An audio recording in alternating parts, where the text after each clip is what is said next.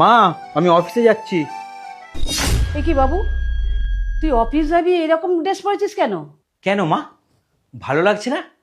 পাঞ্জাবি পরে টোপর পরে আবার কেউ অফিসে যায়? এটা তো বিয়ের পোশাক।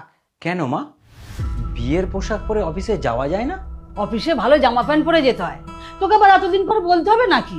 তাহলে তোমার বৌমাকে শাড়ি পরে এক হাত ঘোমটা দিয়ে হাত ভর্তি চুড়ি পরে অফিসে যেতে বলো কেন? সেও তো আমার মতো অফিসে কাজ করে, তার বেলায় নিয়মটা আলাদা হবে কেন? মা আমি আসছি। দাঁড়াও বৌমা, জামা প্যান্ট খোলো। কেন মা, কোনো সমস্যা হয়েছে? আসলে আমি অফিসে যাব তো, দেরি হয়ে যাচ্ছে। সমস্যা? সমস্যা আমি বার করছি। করছেন? আরে আরে এইভাবে অফিস যাবে তুমি, মাথায় ঘোমটা দিয়ে আর এই হাত ভর্তি চুড়ি পরে? আহ, মা এটা আপনি কি করলেন? শাড়ি পরে গেলে আমার অনেক অসুবিধা হয় অফিসে, তাই জন্য তো আমি এই কোট প্যান্ট পরে যাই।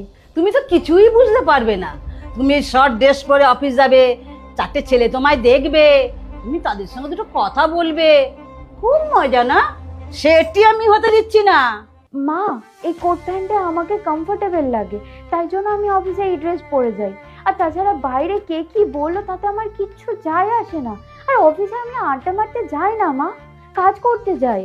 দেখো বৌমা, শাড়ি পরে গেলে তবেই ছেলেরা বুঝতে পারবে তোমার বিয়ে হয়ে গেছে, তোমার সংসার আছে। আমার মাথায় সিঁদুর আছে, হাতে শাঁখা পলা আছে, এটা কি উপযুক্ত প্রমাণ না? আর তাছাড়া সপ্তাহে তো আমি 2-3 দিন অফিসেতে শাড়ি পরে যাই। এবার থেকে প্রতিদিন তুমি শাড়ি পরে অফিস যাবে। তুমি ভুলে যেও না তুমি আমাদের বাড়ির বউ।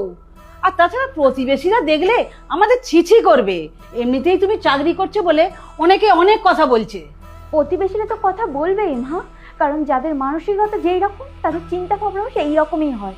আর তাছাড়া আপনার ছেলে যখন অফিসে যায় ওকে দেখেও তো মনে হয় না যে ওর বিয়ে হয়ে গেছে, ও বিবাহিত। আমি যদি ওকে বলি যে তুমি আজ থেকে মালা টোপর এই ধুতি পাঞ্জাবি এইসব পরে অফিসে যাবে, তাহলে কি ও সেটা মেনে নেবে? মেনে নেবে বলুন? আমি ওসব কিছু শুনবো না।